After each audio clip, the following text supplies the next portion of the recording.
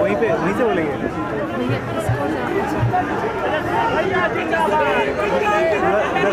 Sir हाथ नीचे कीजिए थोड़ा सा। मंच पे बैठे हमारे सभी साथी हैं, दूर दराज से आए हुए इस संघर्ष में सभी हमारे नौजवान भाइयों, मीडिया के दोस्तों, सबसे पहले मैं आप सब लोगों को दिल से धन्यवाद देता हूं, बधाई देता हूं कि जिस प्रकार से आप सब लोग एकजुट होकर के इस संघर्ष में साथ देने का काम किया है, ये वाकई में काबिल तारीफ है। और आप लोग सब लोगों को मैं बताना चाहूँगा कि जो मौजूदा सरकार है वो पूरी तरीके से दलित विरोधी है, पिछड़ी विरोधी है, संविधान विरोधी है और आरक्षण विरोधी है। जो सदियों से जो पहले जो वर्ण व्यवस्था जो कायम थी, ये चाहते हैं कि फिर से वही व्यवस्था को लागू कर दिया जाए। बाबा साहब के लिखे हुए संविधान को मिटा करके ये लोग चाहते हैं कि नागपुरिया कानून, जो इनके बाबा गोवलकर ने जो किताब लिखने का काम किया था बंच ऑफ थॉट्स का, उस किताब को संविधान के जगह पे लागू किया जाए। हम उनको, निकम्मी सरकार को, जो संविधान विरोधी, जो आरक्षण विरोधी, उनको हम चेता देना चाहते हैं कि किसी बाई के लाल में दम नहीं है कि आप हमसे हमारा आरक्षण छीन के दिखा सकें। मोहन भागवत जी ने कहा था कि आरक्षण को समीक्षा करके समाप्त कर देना चाहिए। आज हम आप लोगों के बीच आए हैं, आज भी आप लोगों से अपील करने आए हैं कि अब आप लोग जागने का काम कीजिए। ये हम लोग सब्र का, हम लोगों का इम्तिहान लेने का काम कर रहे हैं। और जो भी सामंतवादी लोग हैं, मनुवादी लोग हैं, वो लोग इस बात को समझने की कोशिश करें कि अगर बहुसंख्यक अगर जग जाएगा तो अंजाम बुरा होगा। इसलिए आप लोगों को आप लोग जान रहे हैं ये 13 पॉइंट रोस्टर जिस प्रकार से लागू किया गया है, ये इनका मंसूबा है कि किसी भी प्रकार से जो पिछड़े समाज के हैं, दलित समाज के हैं, आदिवासी समाज के हैं, वो लोग प्रोफेसर ना बन पाए, वो लोग शिक्षक ना बन पाए। ये पूरी तरीके से इनकी जो वर्ण व्यवस्था है, जो छुआछूत भेदभाव, ये लोग चाहते हैं कि कोई हमारा पिछड़ा का लड़का, दलित का लड़का आगे ना बढ़ पाए और फिर से जिस प्रकार से गुलामी करता था उसी प्रकार से गुलामी इनका करने का काम करे। आप लोग सब लोग जिस प्रकार से आपने देखा होगा 10% आरक्षण लाने का काम किया, कहा जाता है कि स्वर्ण गरीबों के लिए आरक्षण लाने का काम किया गया है। हम आपसे पूछना चाहते हैं, जो महीने में 66,666 रुपए कमाता है, सालाना 8 लाख रुपए कमाने का काम करता है, क्या वो गरीब है? क्या आप बताओ, जिसके पास 5 एकड़ जमीन हो, क्या वो गरीब है? क्या? तो ये पूरी तरीके से बिना कोई सर्वे के, बिना कोई कमीशन के, बिना कोई व्यवस्था के इन लोगों ने आनंद फानंद में मात्र 72 घंटे में इन लोगों ने आरक्षण लाने का काम किया है।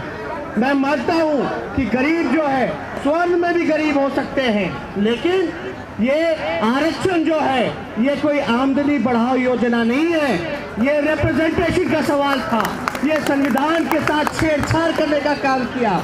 और हमारी मांग है, अगर आपने 50% का बैरियर तोड़ने का काम किया है, जब 50% का बैरियर टूट गया है तो जिसकी जितनी आबादी है, जिसकी जितनी संख्या भारी है, उसी हिसाब से उसको आरक्षण मिलना चाहिए।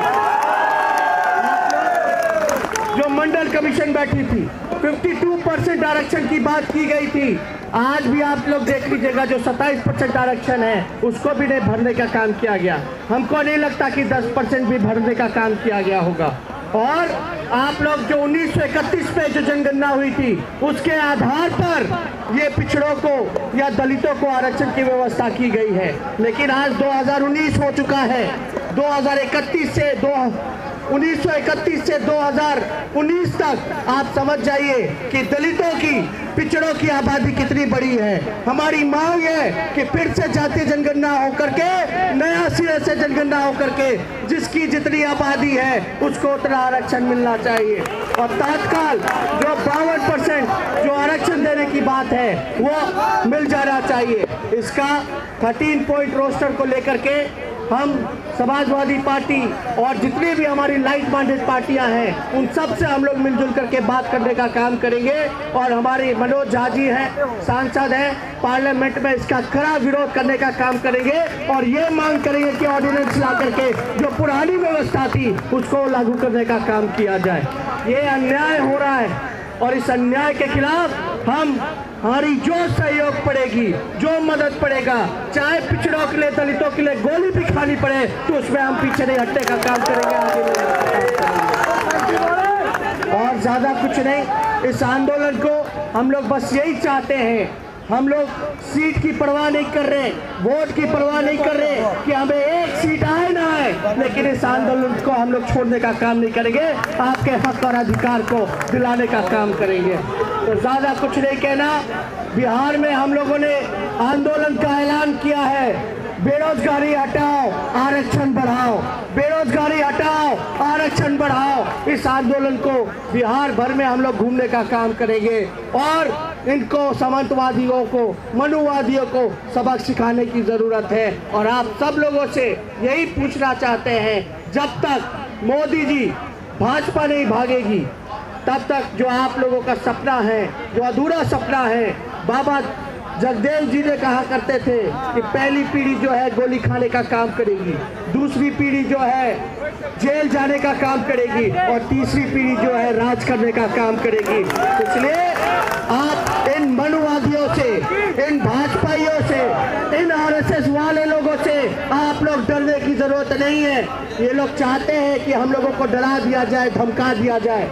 लालू जी के आज जेल में इस वजह से है क्योंकि उन्होंने मनुवादियों के खिलाफ हमेशा संघर्ष करने का काम किया, लड़ाई लड़ने की काम किया, इसलिए लालू जी को इन लोगों ने जेल में बंद करने का काम किया है। आज हम लोगों पे जो मुकदमा है अखिलेश जी के भी पीछे पड़ गए हैं और अभी सुनने में आया है कि मायावती जी के पीछे भी पड़े हुए हैं, ईडी के छापे चल रहे हैं, अभी ईडी के छापे चल रहे हैं। हम बता देना चाहते हैं, मोदी जी बहुसंख्यकों के साथ छेड़छाड़ मत करो वरना अंजाम बुरा होगा। इसलिए ये जो आपने हथकंडा अपनाने का काम किया है, जितने भी संवैधानिक संस्थाएं हैं उसको जिस प्रकार से आप अपनी राजनीति में फायदे के लिए आप हाईजैक करके रखे हो, अपने विरोधियों के पीछे लगाने का काम किए हो, पूरी तरीके से लोकतंत्र को खत्म करने का काम किए हैं, आपने संविधान को बर्बाद करने का काम किया है, संस्थानों को बर्बाद करने का काम किया है। ये जो है देश हित में नहीं है। इसलिए अगर देश बचाना है तो आप लोगों को मिलकर के भाजपा को भगाना पड़ेगा इस देश से। तो क्या आप लोग इसको भगाने का काम करेंगे, नहीं करेंगे? दोनों हाथ उठा करके आप लोग हाथ उठा करके बोलिए भाजपा भगाना है, देश बचाओ। इसलिए ज्यादा समय नहीं, आप सब लोगों को पुनः हम दिल से धन्यवाद देते हैं और बधाई देने का काम करते हैं। जय हिंद, जय भारत।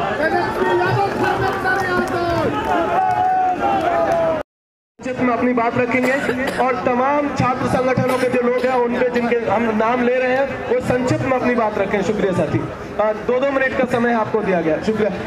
साथियों, किसी का एक कार्ड है, राकेश यादव जी है, इनका निर्वाचन आयोग का कार्ड है और पर्स गिरा है कहीं, अगर किसी के पास हो तो प्लीज।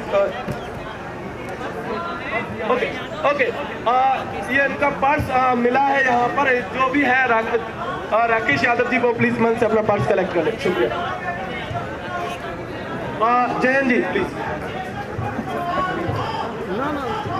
बहुत शुक्रिया। प्रिय साथियों, छात्र राष्ट्रीय जनता दल की ओर से मैं आप सबका बहुत बहुत खैर मकदम करता हूं, अभिनंदन करता हूं कि ऐसे जंक्शन पर आप यहां पर इकट्ठा हुए हैं जबकि इस देश की पूरी रिवायत को कुचलने की साजिश चल रही है, पूरे संविधान को उलट पलट के रख देने की पूरी षड्यंत्र में लगी हुई है सरकार। और इसलिए यह मसला सिर्फ और सिर्फ विश्वविद्यालय में शिक्षकों की नियुक्ति का नहीं है, यह मसला इस देश को बचाने का है जिसको हमारे पुरखों ने बनाया था। और मैं शुरू से कह रहा हूं, जबकि 20 अप्रैल को दिल्ली यूनिवर्सिटी के बाहर सामाजिक न्याय सम्मेलन इसी 5 मार्च के निर्णय के बाद जो विवेक तिवारी द्वारा दायर किया गया था और उस पर विवेकानंद तिवारी इलाहाबाद हाईकोर्ट का फैसला, जिसके बाद सामाजिक न्याय के भग्नावशेष भी आप यूनिवर्सिटीज में नहीं खोज पाते। इसलिए तब भी हमने कहा था और अपने डिबेट में जेएनयू में भी कहा था, लेकिन ऐसे मसलों पर वोट नहीं मिला करते। लेकिन मैं आपसे कहूं कि जनता का मुद्दा इसको बनाना होगा और तमाम सामाजिक न्याय की पक्षधर पार्टियों को अपने घोषणा पत्र में शामिल करना होगा कि आप जो अपना पेट काट कर अपने बच्चों को देश की राजधानी, सूबे की राजधानी में पढ़ाते हैं, तो वो प्रोफेसर साहब नहीं बन पाएंगे। इस साजिश को इतना ही समझिए कि एक साथ किसी भी यूनिवर्सिटी में 14 पोस्ट नहीं आएगा तो एक भी आदिवासी प्रोफेसर नहीं बन पाएगा। एक साथ 7 पोस्ट एडवर्टाइज नहीं होंगी तो कोई भी दलित नहीं प्रोफेसर बन पाएगा, और 4 नहीं आ पाएगा तो कोई पिछड़ा पसमानदा नहीं बन पाएगा। यानी कि आपको नेशन के इमेजिनेशन में ही वो नहीं मान रहे। इसलिए साथियों, यह वक्त है कि अपनी लड़ाई को, अपने आरक्षण को, सामाजिक न्याय को, सेकुलरिज्म को बचाएं और 19 के चुनाव से पहले इस देश विरोधी, राष्ट्र विरोधी सरकार को दिल्ली की तख्ते से हम लोग खदेड़ दें। अरे नशेमन ही के लुट जाने का गम होता तो क्या गम था? नशेमन ही के लुट जाने का गम होता तो क्या गम था? यहाँ तो बेचने वालों ने गुलशन तक बेच डाला है।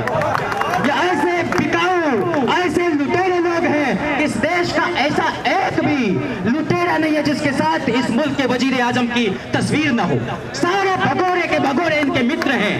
साथियों, आप क्या देखिए कि 496 विश्वविद्यालयों में जो कुलपतियों की सामाजिक पृष्ठभूमि है, उसमें मात्र 6 दलित, मात्र 6 आदिवासी और मात्र 36 ओबीसी हैं। बाकी 448 लोग ये अठलखिया, दरिद्र, ब्राह्मण और तमाम उच्च जाति के लोग हैं। हमारी पार्टी और हम तमाम लोग गरीबों के खिलाफ नहीं हैं। हम गरीबों के द्वारा, गरीबों के लिए, गरीबों द्वारा, उनकी मेहनत के द्वारा स्थापित पार्टी आरजेडी की ओर से आपके बीच अपनी बात रख रहे हैं। हमारे नेता तो यूपीए 1 में सेकेंड लार्जेस्ट पार्टी थी आरजेडी। ग्रामीण विकास मंत्रालय था, रघुवंश बाबू मंत्री थे, मनरेगा लेकर आए थे पलायन रोकने के लिए, बेरोजगारी रोकने के लिए। लेकिन आरक्षण, गरीबी उन्मूलन कार्यक्रम नहीं है। और इसने मन की बात की तरह एक रोज फैसला लिया कि 10% रिजर्वेशन देना है बिना किसी आंकड़े के, और अगले दिन लोकसभा में पास हो जाता है, फिर राज्यसभा में पास हो जाता है, और फिर प्रेसिडेंट उस पर साइन कर देते हैं, कानून बन जाता है। मतलब तथाकथित पिछड़े प्रधानमंत्री और तथाकथित दलित राष्ट्रपति द्वारा इस देश के संविधान को कुचलने का काम किया गया है। हम सब इसके खिलाफ खड़े हैं और आने वाले चुनाव में यूनिवर्सिटी से, युवाओं के बीच से, किसानों, मजदूरों की तरफ से इनको मुंह तोड़ जवाब दिया जाएगा। इसी उम्मीद और यकीन के साथ कि आप सबका जो यह जमावड़ा है, हम सबका, यह आने वाले चुनाव तक इसी तरह से, जब तक यह बिल न बन जाए, जब तक कि हमारे आरक्षण को फिर से रिस्टोर नहीं कर दिया जाए, 200 पॉइंट रोस्टर सिस्टम को लागू फिर से नहीं कर दिया जाए, हम झुकने वाले नहीं, हम डरने वाले नहीं, हम बलवाइयों और दंगाइयों की टोली नहीं, संजीदा नागरिकों की फौज है। आप पर विश्वास है, हमको अपने विवेक पर भरोसा है। इसी उम्मीद और यकीन के साथ इन्हीं सरदारों से होंगे कल नए कुछ कारवां पैदा, इन्हीं सरदारों से होंगे कल नए कुछ कारवां पैदा, जो जल्दी आज उड़ते हैं गुब्बारे कारवां होकर। बहुत शुक्रिया। इनकलाब जिंदाबाद। जय फूले, जय बिरसा, जय अंबेडकर, जय फातिमा, जय सावित्री, जय मंडल। बहुत बहुत शुक्रिया।